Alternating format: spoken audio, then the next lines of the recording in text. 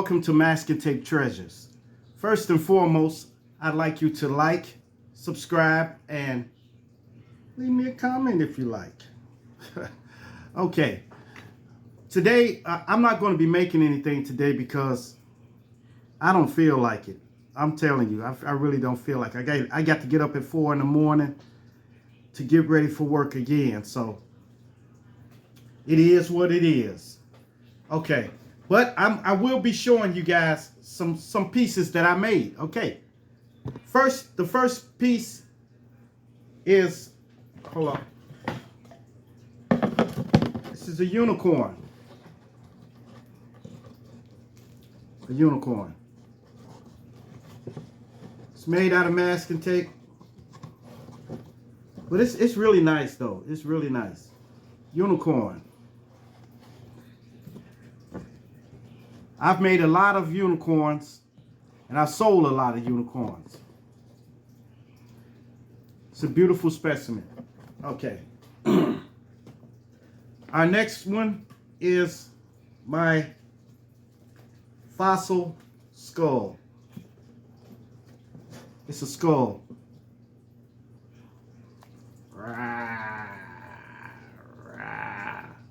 Yeah, it's a skull. Possibly from early man.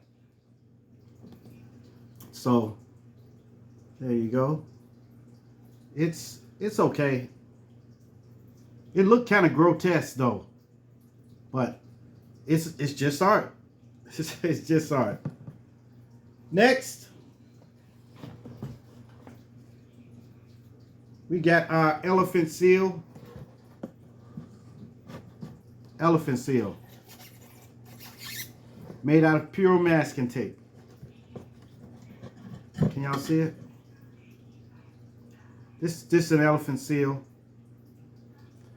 This is kind of big, but I made this and I was going to sell it, but I kept it. So I made another one and I went on ahead and sold that one.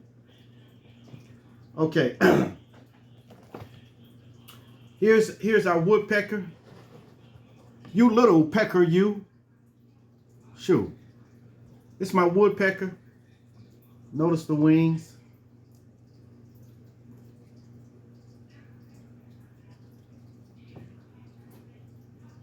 Woodpecker. Uh-oh. He fell. Woodpecker. Yeah, I've made plenty of these too. I've made a big ivy bill woodpecker. I think he's on my intro. So if you go back to the intro and run through those pictures, you'll see him on the intro. It's a big, about this big. It's really big. All right. The next we have an anteater. Notice the tail. The tail I made out of strands of masking tape. See?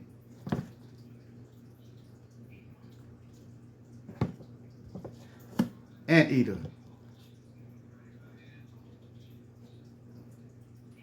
Look at his claws and everything. Beautiful. Beautiful. Keep in mind, I didn't look at pictures to do these. I just thought how they looked and I made them. Next one is Leave It to Beaver. This is our beaver. There's his tail. Yeah. This was fun to make because I had never made one before. It's crazy, ain't it? I had never made a beaver. So I made one and just decided to make it. Actually, I made two. I sold one, but I kept this one. He's my friend. Next, we have chameleon. Yes, chameleon. You see, here's the tail. The tail is curled under. Like that. You see it? Yeah, chameleons, they're good. This is about the third chameleon I've ever made. But they're nice though. Next, We have our box turtle. Now, you can look at how these turtles look. They look real. Box turtle.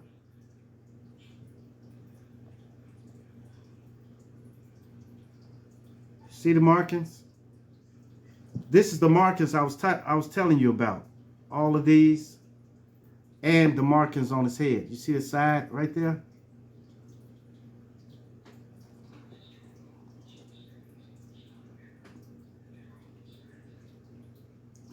Yeah. They look real though. This is life size. Life size. All right. We're going to get to one of my personal favorites. I don't know if the camera can get it in a minute because it's kind of big, but the Tasmanian tiger. You see that? Tasmanian tiger. Actually, they're not a tiger. They're called a thylacine. These are extinct. These were the biggest carnivore marsupials ever. They had a pouch right here that faced to the back. So the babies would enter through the back of the pouch and hide in there. Yes.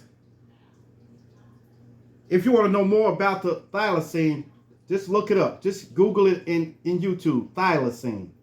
Thylacine. Okay? All right.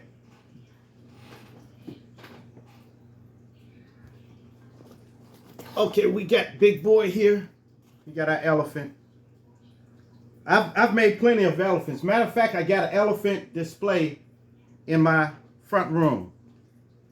It's a lot of elephants. It's a lot of prehistoric elephants. This one was this was actually a display item. I made it for displays, and I take it to all of the libraries, and it's a lot of animals, but this is one of them.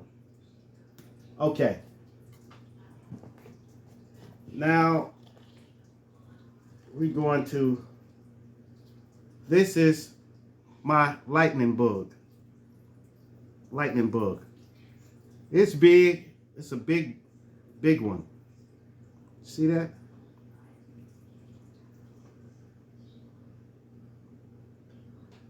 It's crazy, ain't it? I've made big bugs, but I never made a roach before. So probably I'll make one. But I don't like roaches and stuff, so, you know. Okay.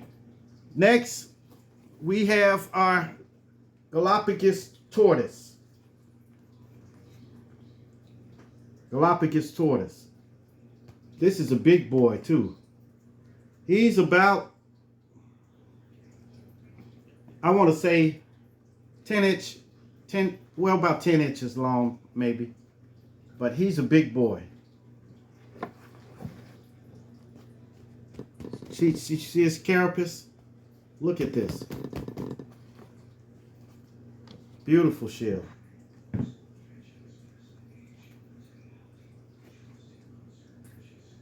Yes. All right. And I've got plenty more. Plenty more. But it's just too many to name right now. And story time. This story time this is gonna be a short story time. This is about when I took someone on a drive. So I'm gonna call this one Driving Mr. Thug. Driving Mr. Thug. Okay? Okay. One day, I was coming from work. Now, this is when I stayed in Harvey, Illinois. And I had to drive from downtown from work. So that's about maybe an hour or two. Maybe, just maybe an hour and a half drive, okay? So I'm driving home, and it was Sunday. So I was off. I was off this day. When I was driving home, I said, oh, I'm happy. I was happy. And I had just got paid, so I was happy. I was driving home, so I'm driving down the Dan Ryan, and when I was coming up on getting out close to the south suburbs, I saw this car on the side of the road. It was broke down, but it was a nice car. It was really nice. It had the rims on it, and it was painted up real good and had everything on there. So I was driving past, and the guy was standing outside with the hood up and stuff. So, you know not to stop for nobody. You don't stop for nobody. Whatever you do, even if they're in trouble, you go call somebody for them, you know. But my heart got to me. He looked sad standing there. So I pulled over. I said, "Hey man, bro, what's up?" He said, "Man, I need to get to somewhere." It was like out some, you know. He said, "I got to get there to get my mechanic to come over and fix my car." And I said, "Well, I'm kind of in a hurry, you know." He said, "Please, man, I'll pay you, man. Just take me. So I told him to get in the car. So he got in. So we driving. I said, you got to tell me where to go, man." He said, "Okay, turn here. Come up on here, on this ramp." I came up on that ramp. He said, "Turn here, turn there. Go straight." You know, I went straight. And then we still talking. And I said, "Man, now where do I go, man?" He said, "No, keep going straight all the way down to the light." I got to the light. He said, "Turn left." I turned left. Driving. Then he said, "Turn right." I turned right. He said, "Now, you see that little trail right there? Go down that." Now, it seemed like I was thinking, I said, this guy is leading me somewhere so I can get ambushed, you know. So I said, well, I got to get prepared. So I had a knife in my cup holder on the side. So I said, well, if push comes to shove, I'm going to grab that. So we driving. So he went to reach in his pocket for what I thought was money or something. So he reached in and he took a gun, a big gun out. He sat it on his lap. Now I'm thinking, I said, oh man, I'm in trouble now. That was it for me.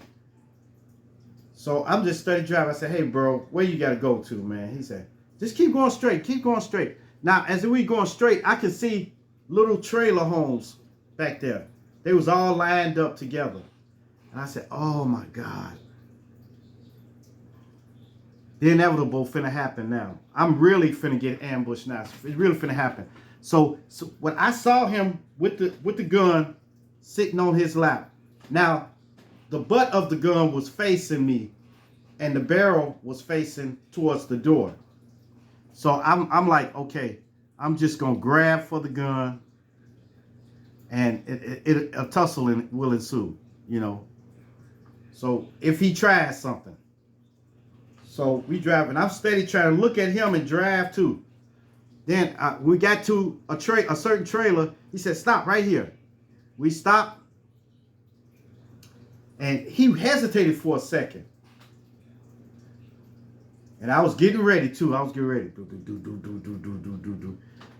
he reached in his pocket and he pulled out.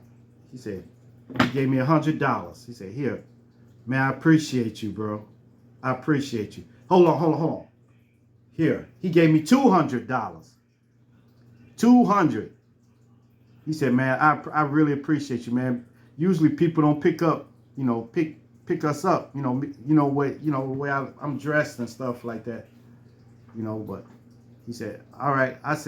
He said, man, I said, how do I get out of here? He said, oh, you just go straight down here and then turn that way, you know. So after that, I had to check myself, you know, check my pants, you know, see that, okay, I'm clear. I didn't do nothing. So I drove out, and then when I got on the expressway going back, I vowed never, ever to pick no one up again, because they could have easily went the wrong way. So I advise you guys never to pick nobody up. If you know them, it's cool. Even if you know them, sometimes you may know them. They may get in your car and you may be driving them somewhere, but they may have something in their pocket. So question them. You got the right to question anybody who gets into your car. Your car is your property. So you have the right to ask them, are they carrying something? You know, if they fit the bill, if they look like the type that does that, you got the right to ask them. You know, that's it. And that's why I usually drive solo. If my girl ain't in the car with me, if my family member is not in the car with me, usually you don't see me riding with nobody. I ride alone. Really. It's better safe than sorry. And if somebody's in trouble outside, if I drive up and see somebody in trouble, I'll call for them. I'll just drive off and just call for them and have the authorities to take care of that. Don't let nobody jump in your car either. You know, people be in trouble talking about, oh, help me. You can't help nobody. Because what they trying to do, they gonna throw the who's ever after them gonna be after you now. You got to be safe. All right. Y'all be safe, but make sure you like, subscribe, and leave me a comment if you like. For real though. Look, I need your likes and your subscriptions. Please like and subscribe to my channel. I'll be back maybe tomorrow with a masking tape treasure where we'll make something. But today, I just didn't feel like it. I was tired, and then I got to get up in the morning, okay? So I decided to show y'all some of my items I got, okay? Okay, thanks. Y'all have a good one.